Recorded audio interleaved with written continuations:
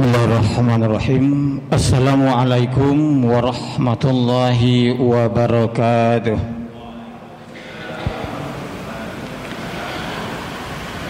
Alhamdulillah nahmaduhu wa nasta'inuhu wa nastaghfiruhu wa na'udzu billahi min sururi anfusina wa min sayyiati a'malina. May yahdihillahu fala mudhillalah wa may yudlilhu fala hadiyalah.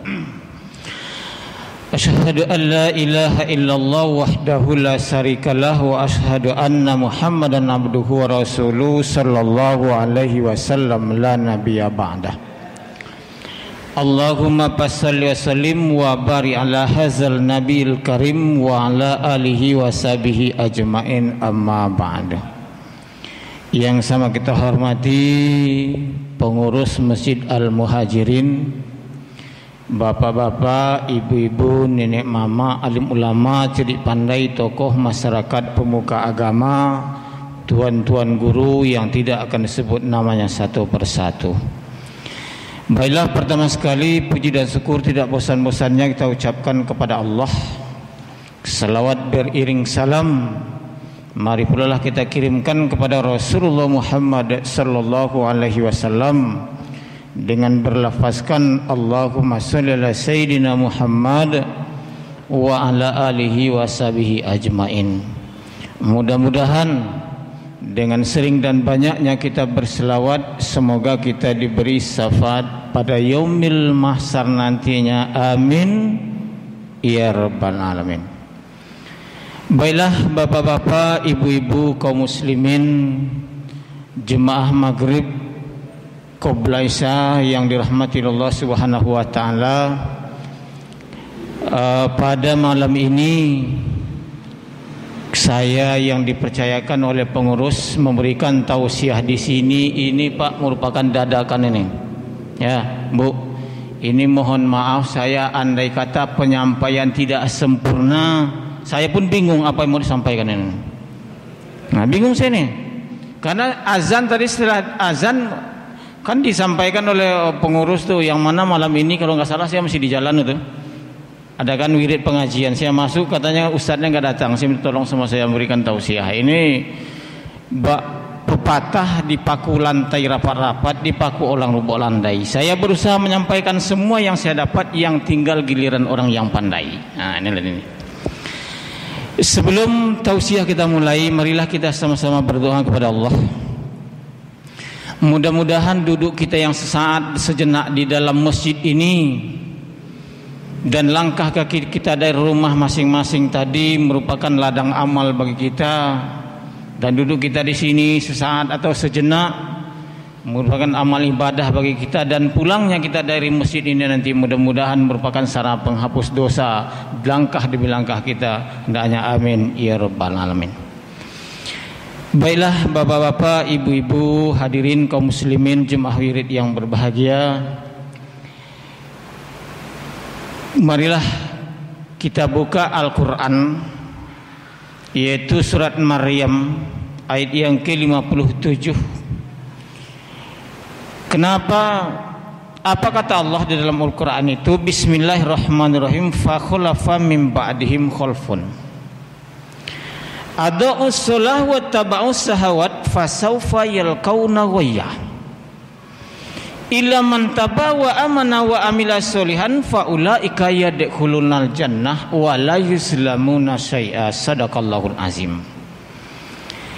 Karena kalau seandainya kita tengok sekarang kondisi umat Islam ini Pak, Bu, amat sangat memprihatinkan Pak. Berbagai macam sekarang kasus yang terjadi, baik itu merusak moral, baik itu merusak etika, baik itu penyakit yang ada, pandemi katanya sekarang yang melanda umat Islam, bahkan negara Indonesia, bahkan dunia ini sekarang, sampai-sampai masjid pun sebagian ada yang ditutup Pak. Ini amat sangat menyedihkan. Apa kata Allah dalam Al-Quran ini? Inilah yang sangat-sangat kita khawatirkan nanti di akhir zaman, suatu saat dan suatu masa kata Allah Subhanahu wa taala akan datang kepada kamu fa khalafa mim ba'dihim khalfun. Tengok nanti buka atau Quran surat Maryam ayat yang ke-59 dan 60. Nanti kata Allah fa khalafa mim ba'dihim khalfun. Suatu masa nanti atau kemudian nanti, bahasa terjemahnya itu, atau kemudian nanti akan datang kepada kamu pengganti-pengganti atau generasi penerus atau angkatan yang sifatnya khalfun, rusak. Mungkin sekarang timbul pertanyaan bagi kita, sudahkah angkatan ini datang sekarang? Sudahkah pengganti ini datang sekarang? Sudahkah generasi ini muncul sekarang? Apa belum? Mari kita jawab bersama-sama. Sudahkah masuk ke kalangan kita sekarang? Mari kita jawab bersama-sama. Di segi apakah rusaknya generasi ini? Di segi apakah khalpunnya pengganti ini? Di segi apakah hancurnya generasi? Tidak lain dan tidak bukan adalah moralnya, Pak. Moralnya rusak, etikanya boleh katakan enggak ada lagi, tata krama udah dikesampingkan, etika enggak pakai lagi. Ini di zaman sekarang, Pak.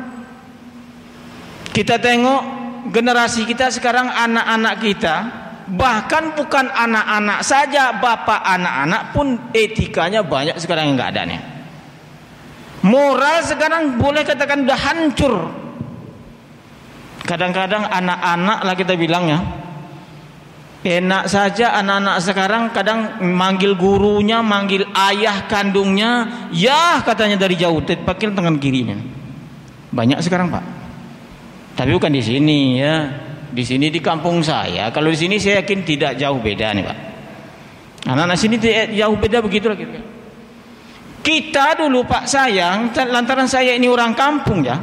Saya yakin dan percaya kita ini termasuk orang kampung juga nih. Kadang-kadang gaya kita aja gaya kota-kotaan ya. Saya dulu waktu kecil, inilah mungkin kita semua hampir sama. Umpama kita mau jalan ke arah sana, ada guru kita di sana atau orang tua kita di sana mau arah ke sini, itu bagaimanapun kita ngindar jalan tuh. Kapan perlu masuk semak jalan ya, Pak ya. Begitulah dulu, Pak. Tapi kalau zaman sekarang, jangan kayak gitu nih. Kadang manggil ayahnya pakai tangan kiri, mukul ayah pakai tangan kiri, macam-macam kasus yang terjadi di zaman sekarang nih, Pak. Kenapa kok sampai terjadi segini nih? Bukan kita menyalahkan dan memojokkan. Inilah kadang-kadang, Pak, ini yang sering kita pakai ini selebar tapak tangan ini, yang sering merusak moral atau etika, menghancurkan kita manusia. Inilah ini. Kita modali anak kita Android. 5 orang umpama di rumah tangga itu, anak 4, suami istri, Androidnya 4. Tapi kalau tengok di rumah itu berapa Quran, Pak? Oh, itu belum tahu tuh. Tapi Android masing-masing rumah ini zaman sekarang pasti ada. Suami punya 1, istri punya 1, anak 3 baris-baris di sini punya masing-masing 1. Yang anak sibuk lah centas mana ketawa ketiwi sendiri, Pak. Yang suaminya di sini sibuk pula entah sama siapa ada di ketahuan. Yang istrinya pun sibuk begini-begini ini. Anak yang ini pun sibuk dengan urusan masing-masing. Kadang-kadang yang paling parahnya, apa kata suaminya? Dek, bikinkan abang kopi, nggak dengar gitu. Jangankan anak-anak main handphone, anak-anak main handphone kita panggil sekali, 2 kali, 3 kali, 4 kali nggak akan dengar dia tuh. Istri kita sendiri, Pak, dipanggil, dek, bikinkan abang kopi, kata suaminya, nggak akan dengar dia tuh kalau dia asiknya. Kadang-kadang dia chat, WA segala macam, bikinkan saya kopi katanya. Oh, ada masuk pesanannya. Oh, abang, iya bang sebentar. Itulah kejadian di zaman sekarang, rusaknya moral manusia di zaman sekarang. Memang bagus, boleh kita pakai itu, silakan, tapi ambil yang baik-baik, tinggalkan yang jelek-jelek, yang buruk-buruk. Bisa nggak kita main filter? Karena boleh dikatakan, Pak, handphone itu, saya bisa mengatakan itu, yang namanya handphone itu, apalagi Android itu, racun tanpa merek tuh. Yang merusak otak manusia, yang meracuni kita manusia, lalai dari segala ibadah-ibadah yang seharusnya kita patuhi, yang seharusnya kita laksanakan untuk memuja kepada Allah Subhanahu wa taala. Kadang-kadang masih asyik main azan orang, tanggung ini. Tengah malam handphone ini bunyi, Pak. Jam 1:30 malam bunyi handphone tuh, bangun orang tuh. Tapi kalau seandainya subuh azan, nah tengoklah di masjid ini berapa orang yang datang kira-kira. Padahal warga ini berapa banyak. Nggak usahlah subuh. Umpama yang sangat kita prihatinkan sekali ini, kemarin kan kejadian di sini masjid kita ini. Inilah dunia, nafsu dikedepankan. Umpama diadakan satu wirid pengajian, satu hiburan masyarakat bersamaan, nggak usahlah diadakan organ tunggal, tarian sajalah umpama diadakan, masjid kosong. Benar betul Pak ya? Kosong masjid tuh. Ini nggak bisa kita mungkirin ini. Tahun baru kemarin Islam, memperingati tahun baru Islam. Berapa orang yang datang di sini bapak-bapak? Saya hitung tuh Pak. Berapa lah? Ini mohon maaf kalau di tempat cuma 2. Saya hitung tuh berapa orang warga di sini nih yang datang memeriahkan, memperingati tahun baru Islam, mendengarkan sejarah-sejarah bagaimana kita introspeksi diri ke depannya agar lebih baik lagi. Yang datang di masjid ini segini Pak. Itulah susahnya nih. Itulah termasuk generasi zaman sekarang, termasuk kita, banyak yang sudah mengabaikan perintah-perintah agama. Nah, nanti sedikit kita tengok Pak ya. Kenapa? Nah, ini kenapa? Sebelum ayat tadi kita teruskan. Kenapa kira-kira orang kok malas ke masjid? Kenapa kira-kira ada pengajian enggak berapa orang yang datang? Kenapa diadakan majelis taklim sedikit yang datang dan lain sebagainya? Itu enggak mau orang datang ke masjid karena upah atau ganjaran yang diberi oleh Allah Subhanahu wa taala ditangguhkan nanti Pak setelah kita meninggal di kampung akhir kelak. Itu masalahnya.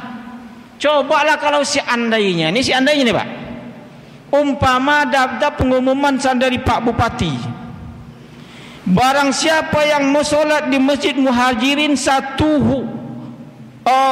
waktu, umpama sholat dia maghrib sekali, isya sekali, maghrib isya sekali, subuh sekali, zuhur sekali, asar sekali, 5 kali dia umpama sholat, satu sholatnya diupah dengan 50.000 cash. 5 kali 5 250.000. Kalau seandainya di rumah itu ada 6-nya berangkat ke masjid. 6 kali 5 250 berapa? Coba kalikan sendiri Pak. Enggak mau orang masuk anggota dewan, cukup ke masjid saja. Tapi sayang, 1000 kali sayang, upah ini diberi Allah Subhanahu wa taala nanti di yaumil mahsyar, nanti di akhirat. Nah ini. Jadi Bapak Ibu hadirin kaum muslimin, jemaah wirid yang berbahagia rahmati Allah Subhanahu wa taala, mari kita tinjau, sudahkah generasi ini datang sekarang apa belum? Di segi apakah rusaknya generasi ini? Mari kita tinjau bersama-sama. Yang pertama, tanda-tanda generasi yang rusak itu kata Allah dalam surat Maryam ini, ayat yang ke-59 ini, fa khalafa min ba'dihim khalfun, nanti suatu masa akan datang kepada kamu generasi yang hancur, generasi yang rusak, adaus sholah, menyia-nyiakan sholat Pak. Nah ini yang pertama. Padahal yang namanya sholat ini adalah tiang agama. As-sholatu imadduddin, sholat itu adalah tiang agama. Barang siapa yang mendirikan sholat berarti menegakkan agama. Barang siapa yang meninggalkan sholat berarti menghancurkan agamanya sendiri. Pantas para ulama berkata, al-Islam mahjubun ala muslim. Islam itu nanti akan ditutup, Islam itu nanti akan dihancurkan, Islam itu nanti akan dimusnahkan, mahjubun itu ditutup oleh orang Islam itu sendiri dengan cara mengabaikan perintah-perintah yang ada di dalam Islam. Salah satunya sholat disia-siakan. Tapi kalau mohon maaf Pak ya Bu, kalau kita tengok di zaman sekarang, jangankan menyia-nyiakan solat, meninggalkan solat ini dengan sengaja banyak kita jumpai, banyak kita tengok. Gak usah jauh-jauh, kita contoh, tengok keluarga kita masing-masing. Berapa orang yang mau melaksanakan solat di rumah? Oh saya sibuk di kantor, umpama misalnya saya begini, Di mana nggak ada masjid? Di mana-mana zuhur dikumandangkan suara azan, asar dikumandangkan suara azan. Berapa orang kita ini yang mau berangkat ke masjid? Kadang-kadang itulah alasan, 1000 alasan bagi kita. Padahal solat inilah di dalam Islam ini yang paling penting dibandingkan ibadah-ibadah yang lain, Pak. Umpama banyak pun puasa kita laksanakan, puasa wajib kita laksanakan, puasa Senin Kemis kita laksanakan, puasa Arafah kita laksanakan, puasa semua puasa itu umpama kita laksanakan, haji kita laksanakan, zakat kita bayarkan, infak kita laksanakan, dan lain sebagainya. Tapi kalau seandainya solat kita enggak beres, solat kita enggak betul, Pak, ini mohon maaf, awalu ma yuhasabu abdil yaumal kiamati solah. Awal pertama pada hari kiamat yang dihisab amalan seseorang hamba min yaumal kiamah, pada hari kiamat adalah solat. Kalau seandainya solatnya baik, baiklah amalan yang lain, Pak. Kalau seandainya solatnya rusak, bisa jadi amalan yang ditolak.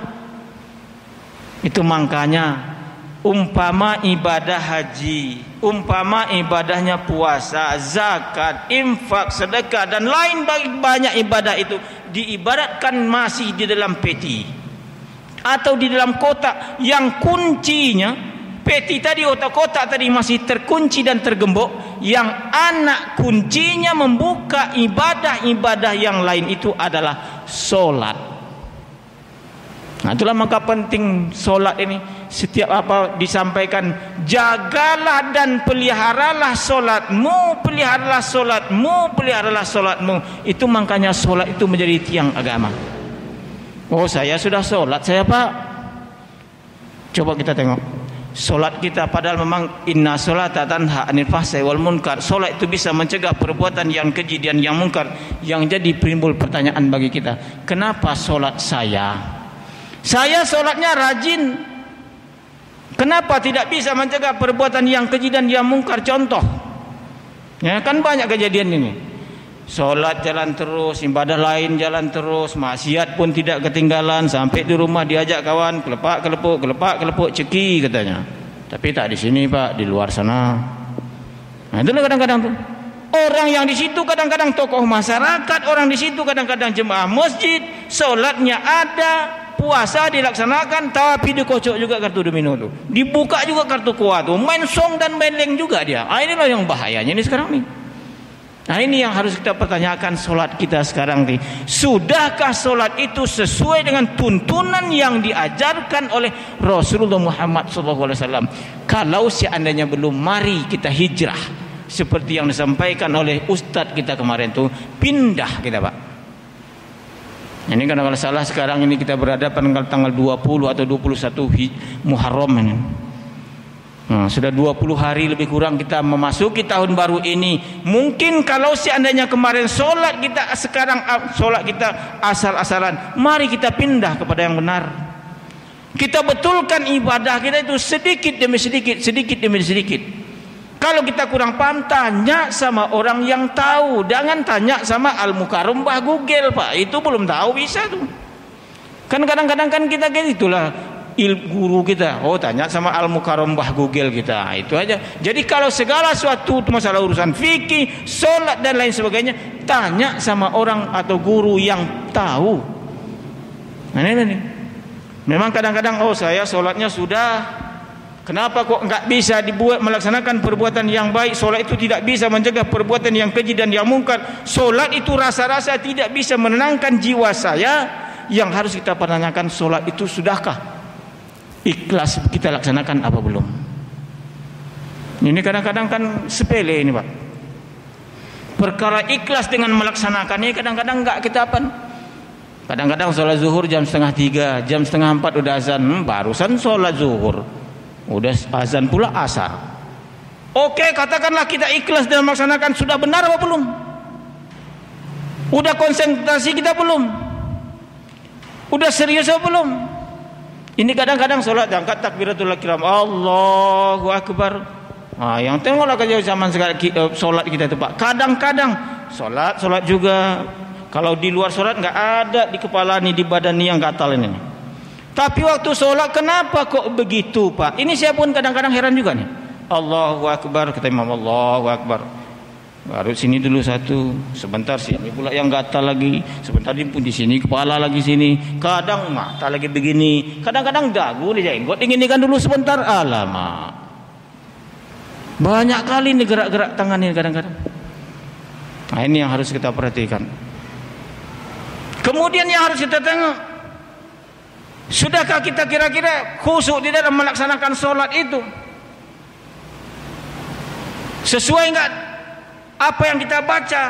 Bisa enggak kita sekurang-kurangnya orang yang khusyuk di dalam melaksanakan sholat itu, khusyukan yang paling rendah dan amat rendah, sangat rendah, itu orang di dalam melaksanakan sholat itu antara sadar dan tidak sadar dia di dalam melaksanakan sholat. Nah, inilah khusyuk yang paling rendah nih.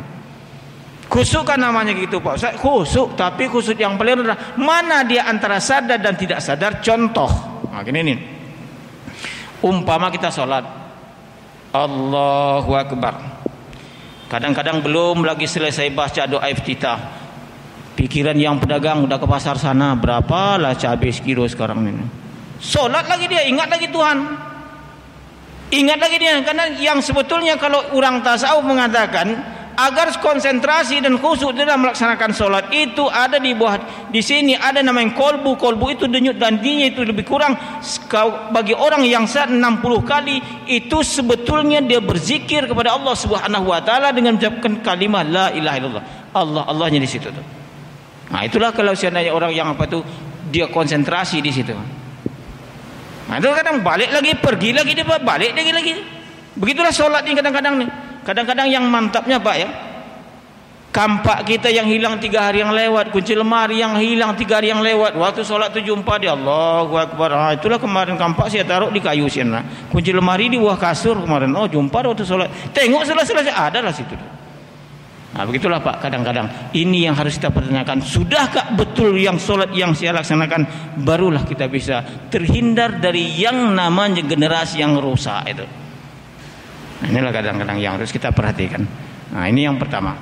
Yang pertama kata Allah Subhanahu wa taala, adaa'us shalah, orang yang menyia-nyiakan salat. Yang kedua,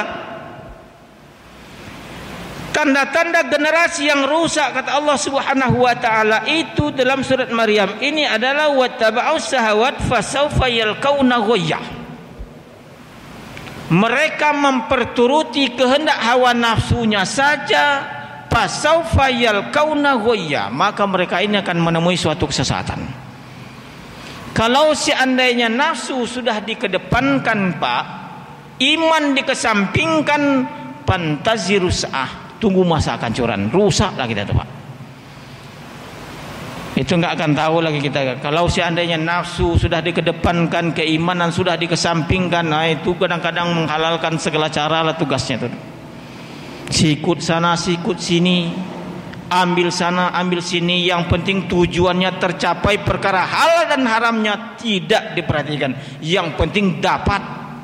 Begitulah kalau seandainya nafsu dikedepankan. Inilah tanda-tanda manusia yang rusak. Karena nafsu ini, Pak, kalau berbicara kita masalah nafsu ini pose yang paling susah kita manusia menghadapinya. Musuh yang paling payah mengendalikannya adalah nafsu kita. Suatu saat dan suatu ketika Rasulullah Muhammad SAW kembali dari perperangan antara Islam melawan orang kafir. Itu kalau nggak salah itu perang Badar. Apa kata Rasul? Roja'na jihadu asghar, ini kalau salah tolong dibetulkan nanti ini. Roja'na jihadu asghar kata Rasul.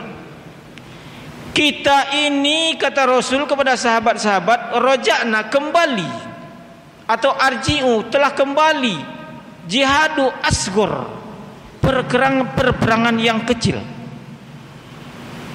Apa kata salah seorang sahabat yang bernama Umar bin Khattab radhiyallahu anhu? Dicabut pedang dari sarungnya, rab, ya Rasul, ma hiya jihadu akbar ya Rasul, mana perang besar itu ya Rasul? Padahal perang ini kalau perang fisik termasuk perang besar ini nih, banyak menelan korban manusia di pihak kita, apalagi di pihak musuh. Ma hiya jihadu akbar ya Rasul? Mana perang besar itu ya Rasul? Apa kata Rasulullah Muhammad SAW? Jihad akbar itu adalah jihad nafsi. Perperangan yang besar itu adalah perperangan melawan diri atau hawa nafsu sendiri. Karena mengendalikan hawa nafsu itu memang sangat susah sekali. Tapi nafsu ini nafsu yang mana? Nafsu yang serakah, Pak. Nafsu yang cenderung mengajak manusia untuk melaksanakan perbuatan dosa. Matanya masih suka memandang yang haram, tangannya masih suka mengambil yang tidak diridhoi oleh Allah Subhanahu wa taala, kakinya masih hobi melangkahkan kepada jalan yang dimurkai oleh Allah Subhanahu wa taala. Nah, inilah nafsu yang apa itu? Yang nafsu yang paling bahaya itu, Pak. Nafsu yang paling susah.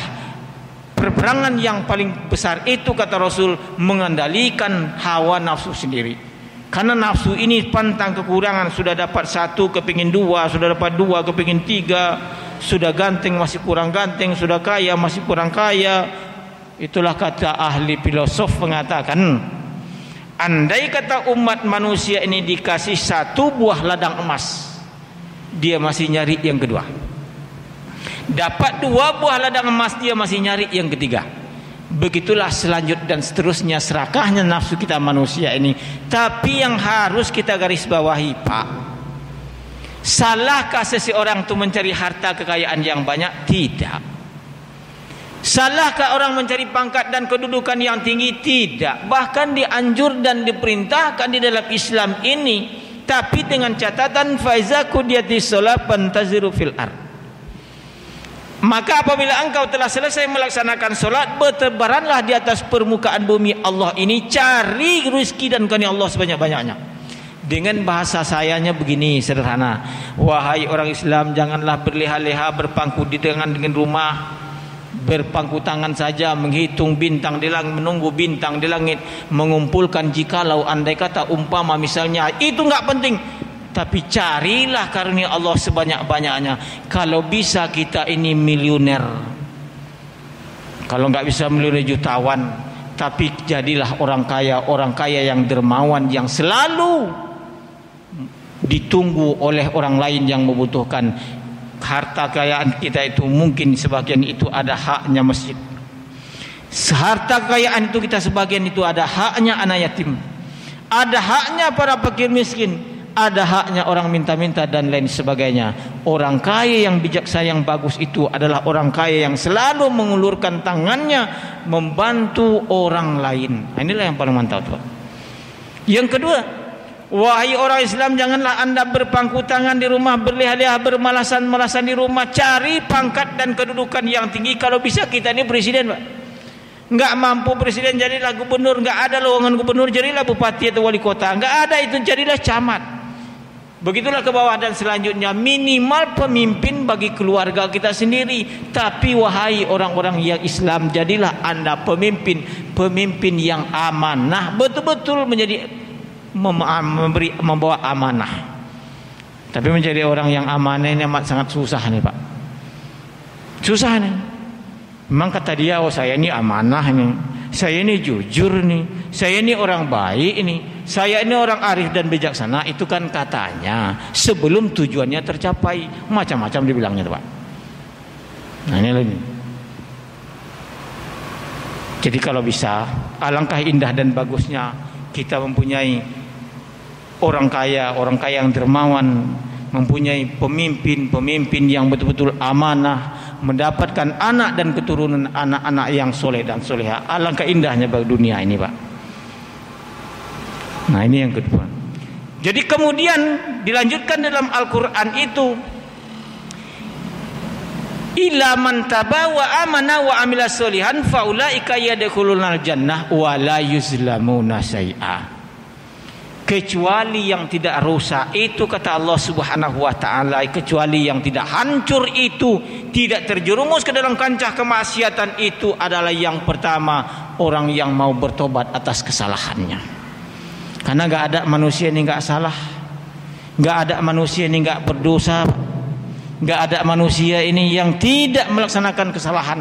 Satu-satunya manusia yang tidak ada dosanya di atas permukaan dunia ini hanya Rasulullah Muhammad SAW.